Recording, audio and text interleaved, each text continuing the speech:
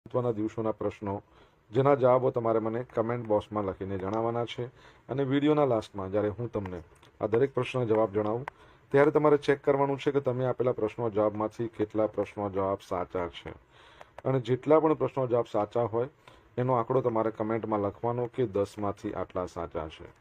Daily GK ટેસ્ટમાં આપણે રોજ 10 પ્રશ્નો પૂછે છે, એમાંથી 5 પ્રશ્નો મહત્વના દિવસોના છે. બાકીના જે 5 પ્રશ્નો છે એ ગુજરાતના ઇતિહાસના પ્રશ્નો છે. તો તમે તમારા આન્સર આપો નીચે કમેન્ટ બોક્સમાં અને હું આજના કરંટ અફેરનો પ્રથમ પ્રશ્ન છે એની શરૂઆત કરું છું. પ્રથમ પ્રશ્ન છે કે ગુજરાતમાં કયા સ્થળે એશિયાનો પ્રથમ ડેઝર્ટ થીમ આધારિત નાઇટ સફારી અને ઝૂઓલોજીકલ પાર્ક બનશે? તો જવાબ આવશે ડીસા ખાતે. કઈ જગ્યાએ? ડીસા.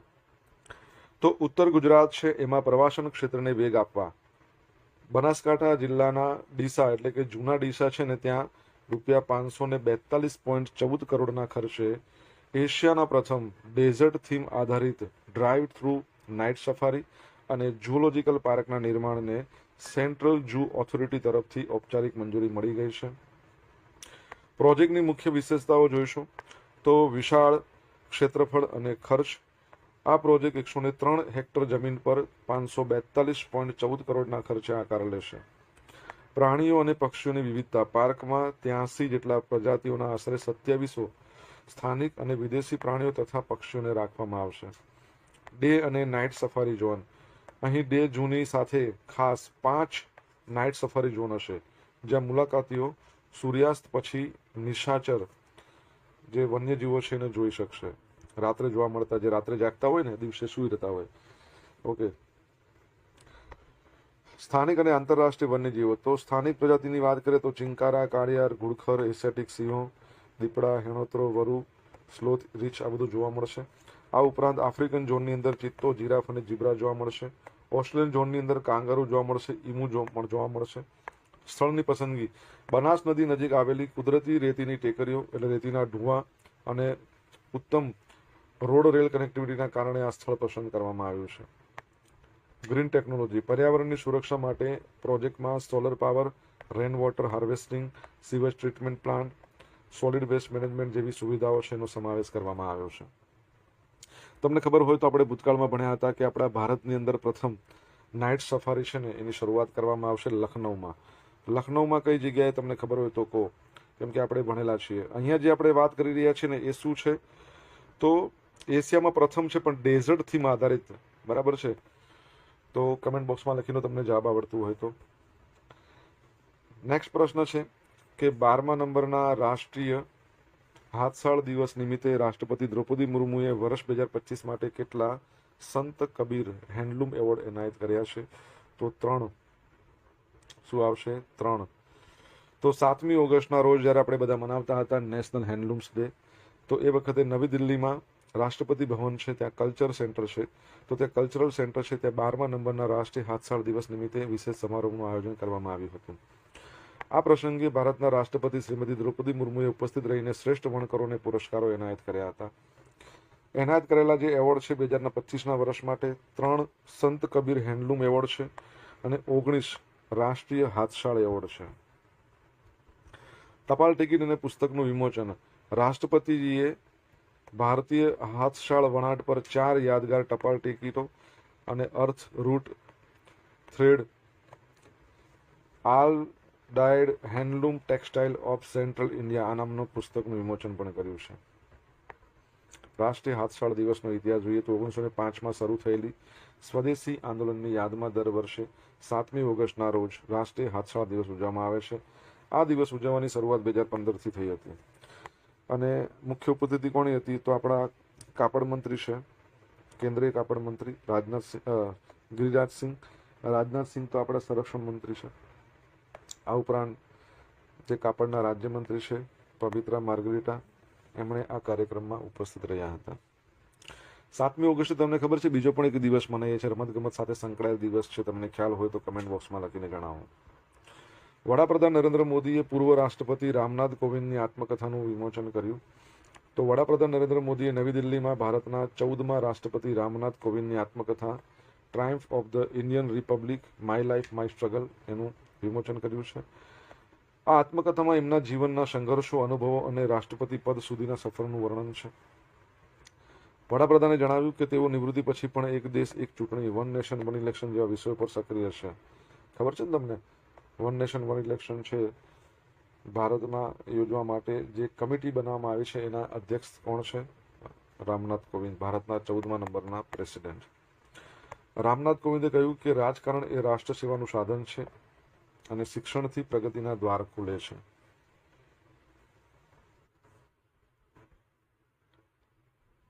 મિત્રો, વિડીયો પસંદ આવ્યો હોય, ભણવાની મજા આવી હોય તો વિડીયોને લાઈક કરી દેજો. તમારા મિત્રો જોડે વિડીયોની લિંકને શેર કરજો. આપણી બંને યુટ્યુબ ચેનલ રાજેશ ભાસ્કર 2 ને સબસ્ક્રાઇબ કરજો, નોટિફિકેશન બેલ આઇકોનને પ્રેસ કરીને. જો તમારે ડેલી કરંટ અફેરની પીડીએફ જોઈતી હોય તો આપણી ટેલિગ્રામ ચેનલને જોઈન કરજો. 2025 તો કેન્દ્ર સરકારે શાંતિ એક્ટ 2025 દ્વારા ભારતનું પરમાણુ ઉર્જા ક્ષેત્ર છે એને ખાનગી ભારતીય કંપનીઓ અને વિદેશી ભાગીદારો છે એમના માટે ખુલ્લું મૂક્યું છે. આ કાયદાએ દાયકાઓ જૂના atomic energy act 1962, civil liability for nuclear damage act 2010 એનું સ્થાન લીધું છે. શાંતિ શું ફૂલ ફોર્મ છે? Sustainable harnessing and advancement of nuclear energy for transforming India કયા વર્ષમાં આવ્યો હતો? 2025માં એક્ટ આવ્યો હતો. ઓકે. રાષ્ટ્રપતિ દ્રૌપદી મુર્મુએ 20 ડિસેમ્બર 2025ના રોજ આ બિલ પર હસ્તાક્ષર કર્યા હતા. નિયમનકારી માળખું પરમાણુ ઉર્જા વિભાગ છે એણે 14 ઓગસ્ટ 2026ના રોજ ડ્રાફ્ટ નિયમો જાહેર કર્યા હતા જે ખાનગી કંપનીઓને જમીન સંપાદન અને સાઇટ તૈયારી માટે સૈદ્ધાંતિક મંજૂરી મેળવવાની મંજૂરી આપે છે. પરમાણુ ક્ષમતાનું મૂલ્યાંકન ન્યુક્લિયર એનર્જી મિશન હેઠળ વર્ષ 2047 સુધીમાં 100 ગીગાવોટ પરમાણુ ક્ષમતા હાંસલ કરવાનો લક્ષ્યાંક છે, જેમાં 2033 સુધીમાં 5 સ્મોલ મોડ્યુલર રિએક્ટરનો પણ સમાવેશ થાય છે. ખાનગી અને વિદેશી રોકાણ સંયુક્ત સાહસો તો જોઈન્ટ વેન્ચરો માટે 49% સુધી વિદેશી પ્રત્યક્ષ રોકાણ ફોરેન ડાયરેક્ટ ઇન્વેસ્ટમેન્ટની મંજૂરી છે. યાદ રાખજો, આ પર્સન્ટેજ પરીક્ષામાં પૂછાઈ શકે છે. જેમ કે ભારત સરકારે ઇન્સ્યોરન્સ સેક્ટર છે એમાં 100% એફડીઆઈને મંજૂરી આપી દીધી છે, ફોરેન ડાયરેક્ટ ઇન્વેસ્ટમેન્ટ. અહીંયા 49% છે. અદાણી પાવરે 2 મે 2026ના રોજ રાજસ્થાન અને મહારાષ્ટ્રમાં સંભવિત પરમાણુ પ્રોજેક્ટ માટે 2 નવી સબસિડી કંપનીઓ શરૂ કરી છે. બરાબર છે, તો એ પણ યાદ રાખજો. આપણા ભારતમાં પરમાણુ કાર્યક્રમના પિતા કોને કહેવાય છે? તમને આવડતું હોય તો જણાવો. બરાબર છે. આગળ આપણે વન નેશન વન ઇલેક્શનની વાત આવી, એના પરથી એક પ્રશ્ન તમારા માટે. ભારતમાં આપણે રાષ્ટ્રીય મતદાતા દિવસ ક્યારે મનાવીએ છીએ? એનો જવાબ પણ તમે જણાવો. બંને પ્રશ્નોના જવાબો કમેન્ટ બોક્સમાં. ગુજરાત ઔદ્યોગિક નીતિ હેઠળ કેટલા નવા ઇન્ડસ્ટ્રીયલ પાર્ક પ્રોજેક્ટને મંજૂરી આપવામાં આવી છે? તો ટોટલ 4. તો ગુજરાત સરકારે ઔદ્યોગિક વિકાસને વેગ આપવા માટે 2,999 કરોડથી વધુના પ્રોજેક્ટને મંજૂરી આપી છે. ઉદ્યોગ મંત્રી છે હર્ષ સંઘવી, એમની અધ્યક્ષતામાં યોજાયેલી બેઠકમાં લેવાયેલા નિર્ણયની અંદાજે 6,110થી વધુ સીધી રોજગારી ઊભી થશે. 32 મોટા ઔદ્યોગિક પ્રોજેક્ટ છે. 1977.04 કરોડના મૂડીરોકાણ ધરાવતી 32 અરજીઓને ફાઇનલ એલિજિબિલિટી સર્ટિફિકેટ મંજૂર કરાયા છે, જેનાથી 4,739 સીધી રોજગારી ઊભી થશે, જેમાં અમદાવાદ, કચ્છ, મહેસાણા, મોરબી, ભરૂચ, વડોદરા વગેરે જિલ્લાઓનો જે પ્રોજેક્ટ છે એ આ બધામાં સામેલ છે. કેપિટલ સબસિડી મોટા ઉદ્યોગો અને થ્રસ્ટ સેક્ટર છે એના માટે 649.23 કરોડના એક પ્રોજેક્ટ છે એને મંજૂરી આપી છે, જે 871 સીધી રોજગારી સર્જ છે. ટેક્સટાઇલ સેક્ટરની વાત કરીએ તો 3 ટેક્સટાઇલ એકમો માટે 165 કરોડનું રોકાણ મંજૂર થયું છે, જે 500 પ્રત્યક્ષ રોજગારી આપશે. આ એકમોને આગામી 5 વર્ષમાં 50 કરોડથી વધુની વ્યાજ અને પાવર ટેરિફ સહાય મળશે. 4 ઇન્ડસ્ટ્રીયલ પાર્ક ઔદ્યોગિક પાર્ક સહાય યોજના અંતર્ગત 371.70 કરોડથી વધુના 4 પ્રોજેક્ટ્સને લીલી ઝંડી આપવામાં આવી છે. ઇન્સેન્ટિવ ટુ ઇન્ડસ્ટ્રીઝ તો આ યોજના હેઠળ અત્યાર સુધીમાં ગુજરાતમાં 1,48,336.35 કરોડ રૂપિયાનું રોકાણ આવ્યું છે અને 1,65,053 સીધી રોજગારીનું સર્જન થયું છે. ઓકે. ટીવી ચેનલો માટે 12 મિનિટની જાહેર મર્યાદા હટાવાઈ છે. કેન્દ્ર સરકારના માહિતી અને પ્રસારણ મંત્રાલયે ટીવી ચેનલો માટે પ્રતિ કલાક 12 મિનિટ સુધીની જાહેર મર્યાદા જે એડ કેપ છે હટાવી દીધી છે. જૂનો નિયમ એવો હતો 2006 થી કેબલ ટેલિવિઝન નેટવર્ક્સ રૂલ 1994 હેઠળ પ્રતિ કલાક મેક્સિમમ 12 મિનિટની જાહેરાત દર્શાવી શકતી હતી. પરંતુ તમે અત્યારે જુઓ, એ વખતે લગભગ 65 જેટલી ચેનલો હતી. અત્યારે તો 500-600 કરતાં વધારે ચેનલો છે. આ ઉપરાંત એ વખતે એનાલોગ ચેનલો આવતી હતી. અત્યારે તો ડીટીએચ આવી ગયું છે ને, તો ડિજિટાઇઝેશન અને ઓટીટી ડિજિટલ મીડિયા સાથેની સ્પર્ધા. અને હવે તમે જોશો તો ઓટીટી અને ડિજિટલ મીડિયા છે, એમાં તો એવું કોઈ કેપ છે જ નહીં કે કેટલી જાહેરાતો દર્શાવી. તો એની સાથેની સ્પર્ધાને ધ્યાનમાં રાખીને મર્યાદા દૂર કરાય છે. નવો ફેરફાર, હવે ટીવી બ્રોડકાસ્ટર છે ને પોતાની અનુકૂળતા મુજબ જાહેરાતનો સમયગાળો નક્કી કરશે. મુખ્ય હેતુ એવો છે કે ટીવી ઉદ્યોગમાં વેપાર કરવાની સરળતા એટલે કે ઇઝ ઓફ ડુઇંગ બિઝનેસ અને ન્યાયી સ્પર્ધા વધારવી.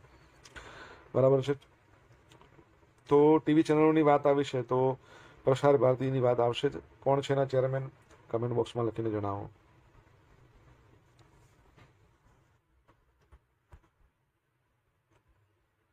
સોશિયલ મીડિયાના માધ્યમથી મારી સાથે તમે કનેક્ટ કરી શકો છો. ઇન્સ્ટા આઈડી છે આપણું rajesh.i.bhaskar, ફેસબુક આઈડી છે RI ભાસ્કર અને ટેલિગ્રામ ચેનલ આપણી છે રાજેશ ભાસ્કર, જ્યાં તમને ડેલી કરંટ અફેરની પીડીએફ જોવા મળશે અને પોલ્સ પણ રમવા મળશે. જો ભણવાની મજા આવી હોય તો વિડીયોને લાઇક કરો, તમારા મિત્રો જોડે વિડીયો લિંકને શેર કરો, ચેનલ સબસ્ક્રાઇબ કરવાનું બાકી તો સબસ્ક્રાઇબ કરો, નોટિફિકેશન બેલ આઇકોનને પ્રેસ કરીને. વસ્તી ગણતરી 2027ના પોપ્યુલેશન એન્યુમરેશન તબક્કા માટે કેન્દ્ર સરકારે કુલ કેટલા પ્રશ્નો નોટિફાઈ કર્યા છે? તો 40 પ્રશ્નો નોટિફાઈ થયા છે. કેટલા? 40 પ્રશ્નો. જો તમને આની પીડીએફ મળે ને એટલે આ પ્રશ્નો શાંતિથી જોઈ લેજો 2 થી 3 વાર, એટલે તમને આઈડિયા આવી જાય. આમાં એકાદું રિપીટ થતું હશે, નંબર એ તો લખેલો છે એટલે વાંધો નહીં આવે. બરાબર છે. આમાં અગત્યનું શું છે એ પણ તમને હું જણાવીશ. તો કેન્દ્ર સરકાર 14મી ઓગસ્ટના રોજ વસ્તી ગણતરી 2027ના પોપ્યુલેશન એન્યુમરેશન તબક્કા માટે 40 પ્રશ્નો નોટિફાઈ કર્યા છે. આ વસ્તી ગણતરી ભારતની પ્રથમ ડિજિટલ વસ્તી ગણતરી હશે. ભારતમાં વસ્તી ગણતરીની શરૂઆત 1872માં લોર્ડ મેયોના સમયમાં શરૂ થઈ હતી, પરંતુ તે સિસ્ટમેટિક અને નથી. એટલે 1881માં તમે જોશો તો લોર્ડ રિપનના સમયમાં આખા ભારતમાં સિસ્ટમેટિક વસ્તી ગણતરી થઈ. એટલે ત્યાંથી જો ગણતરી મારીએ તો અત્યારે આ 16મા નંબરની વસ્તી ગણતરી છે. પરંતુ ભારતને આઝાદી મળી ત્યાર પછી ગણતરી મારે તો 8મા નંબરની છે. વસ્તી ગણતરી ભારતનું ગૃહ મંત્રાલય કરે છે. દર 10 વર્ષે થાય. છેલ્લે 2011માં થઈ હતી, 2021માં કરવાની હતી, પરંતુ કોરોના વાયરસ આવ્યો તો 2019માં, એટલે 19-20-21માં કંઈ થઈ શક્યું નહીં. તો કાયદેકીય પાયો જોયો તો વસ્તી ગણતરી અધિનિયમ છે ને 1948 એના હેઠળ હાથ ધરવામાં આવે છે. સંચાલન ભારતના રજિસ્ટ્રાર જનરલ, બરાબર છે, મૃત્યુંજય નારાયણ કુમાર, એ યાદ રાખજો, રજિસ્ટ્રાર જનરલ છે.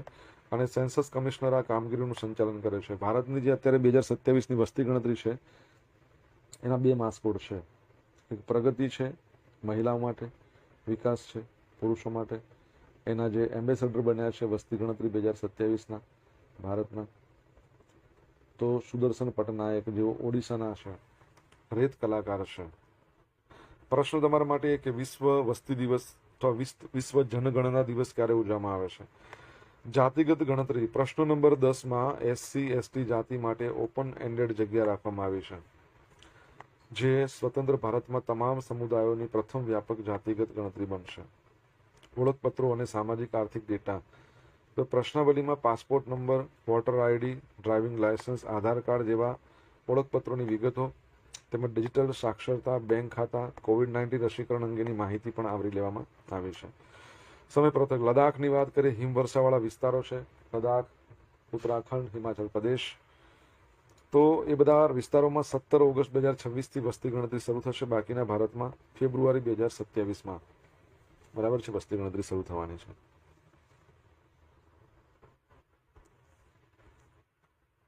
કેન્દ્રીય મંત્રી JP નડ્ડાએ લઘુ ઉદ્યોગ ભારતી ફાર્મા કોન્ક્લેવનું ઉદ્ઘાટન કર્યું.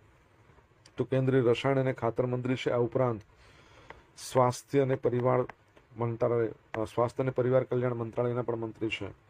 ચલો એક પ્રશ્નનો જવાબ આપો. વિશ્વ સ્વાસ્થ્ય દિવસ આપણે ક્યારે મનાવીએ છીએ? કમેન્ટમાં લખજો. તો નવી દિલ્હી ખાતે જેપી નડ્ડાએ લઘુ ઉદ્યોગ ભારતી ફાર્મા કોન્ક્લેવ છે એનું ઉદ્ઘાટન કર્યું. એક સોશિયલ મીડિયા પોસ્ટમાં મંત્રી નડ્ડાએ જણાવ્યું કે ભારતનું ફાર્માસ્યુટિકલ ક્ષેત્ર રાષ્ટ્ર નિર્માણની એક મહત્વપૂર્ણ આધારસ્તંભ છે. તે ઇનોવેશન, રોજગારી સર્જન, પરવડે તેવી આરોગ્ય સંભાળ, વૈશ્વિક સ્તરે ભારતનું નેતૃત્વ મજબૂત કરી રહ્યું છે. એમણે ઉમેર્યું કે વડાપ્રધાન નરેન્દ્ર મોદીના નેતૃત્વ હેઠળ ભારતમાં વિશ્વમાં જેનરિક દવાઓનો સૌથી મોટો પુરવઠાકાર બન્યો છે. રસીઓનો અગ્રણી ઉત્પાદક બન્યો છે. 200થી વધુ દેશોમાં વિશ્વસનીય ફાર્માસ્યુટિકલ નિકાસકાર તરીકે ઉભરી આવ્યું છે. એમણે ભારતને વિશ્વની વિશ્વસનીય ફાર્મસી ઓફ વર્લ્ડ એ તરીકે વધુ મજબૂત કરવા માટે તમામ હિતધારકો સાથે મળીને કામ કરવા માટેનું આહવાન કર્યું છે. ઓકે,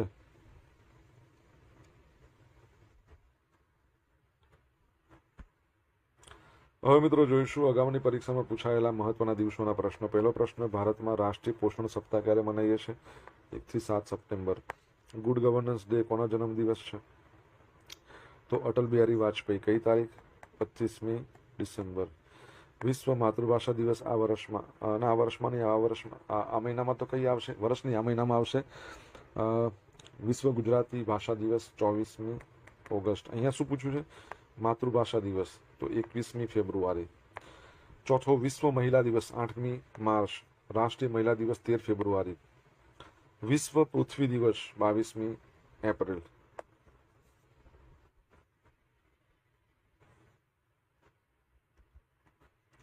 અગાઉની પરીક્ષામાં પૂછાયેલા ગુજરાતના ઇતિહાસના પ્રશ્નો જોઈ લઈએ. પહેલો પ્રશ્ન, મહાગુજરાત ચળવળ કયા વર્ષે કોના નેતૃત્વ હેઠળ શરૂ થઈ હતી? તો 1956 ઇન્દુલાલ યાજ્ઞિક. ગુજરાત રાજ્યનું ઉદ્ઘાટન કોના હસ્તે થયું હતું? રવિશંકર મહારાજ. ભારતના દેશી રાજ્યોના વિલીનીકરણમાં કોને મહત્વનો ફાળો ભજવ્યો? તો સરદાર પટેલ. નીચેનામાંથી કોણે ગાંધીજી વિશે કહેલું હાફ નેક્ડ સેડિશિયસ ફકીર? તો બ્રિટનના prime minister Winston Churchill. Vallabhbhai પટેલને કયા સત્યાગ્રહથી સરદારનું બિરુદ મળ્યું છે? બારડોલી. શું આવશે? બારડોલી. હવે જોઈશું ગઈકાલે પૂછેલા પ્રશ્નો જવાબ. પહેલો પ્રશ્ન, કચ્છના રણમાંથી મળી આવેલી પ્રાચીન સાઇટનું નામ શું છે? બરબાદપુર. ઓગસ્ટ 2026માં અમેરિકાના કયા બે રાજ્યોએ 15 ઓગસ્ટને ભારતીય સ્વતંત્રતા દિવસ તરીકે જાહેર કરતી સત્તાવાર ઘોષણા કરી છે? ન્યુયોર્ક અને ન્યૂ જર્સી. હવે મિત્રો આજે પૂછેલા પ્રશ્નો જવાબ જોઈ લઈએ. પહેલો પ્રશ્ન છે, લખનૌની અંદર કુકરેલ જંગલ વિસ્તાર છે, ત્યાં ભારતની પ્રથમ નાઇટ સફારી બનશે. સેકન્ડ પ્રશ્ન, 7મી ઓગસ્ટને નેશનલ જ્વેલિન થ્રો ડે, ભાલા ફેંક દિવસ બરાબર એ તરીકે પણ યોજાય છે. ત્રીજા નંબરનો પ્રશ્ન, ભારતમાં રાષ્ટ્રીય મતદાતા દિવસ ક્યારે મનાવીએ છીએ? 25 જાન્યુઆરી. ચોથા નંબરનો પ્રશ્ન, ભારતમાં પરમાણુ કાર્યક્રમના પિતા ડોક્ટર હોમી ભાભા.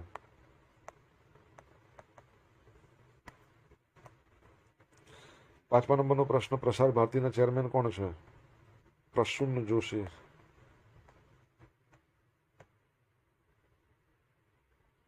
છઠ્ઠા નંબરનો પ્રશ્ન શું હતો? વિશ્વ સ્વાસ્થ્ય દિવસ આપણે ક્યારે મનાવીએ છીએ? 7 એપ્રિલ. અને 7મા નંબરનો શું હતો પ્રશ્ન? વિશ્વ વસ્તી દિવસ 11મી જુલાઈ. ઓકે, હવે જોઈશું ગઈકાલના કરંટ અફેરમાંથી પૂછેલા કેટલાક અગત્યના પ્રશ્નો જેના જવાબો તમારે કમેન્ટ બોક્સમાં લખવાના છે. પહેલો પ્રશ્ન, પીએમ સૂર્યઘર મફત વીજળી યોજના હેઠળ રૂફટોપ સોલર ઇન્સ્ટોલેશનમાં કયું રાજ્ય દેશમાં નંબર 1 પર છે? Second, FIBA under 18 Asia men's basketball cup 2026નો ઉદઘાટન સમારોહ કયા શહેરમાં યોજાયો? જવાબ આવડે તો કમેન્ટ બોક્સમાં લખજો.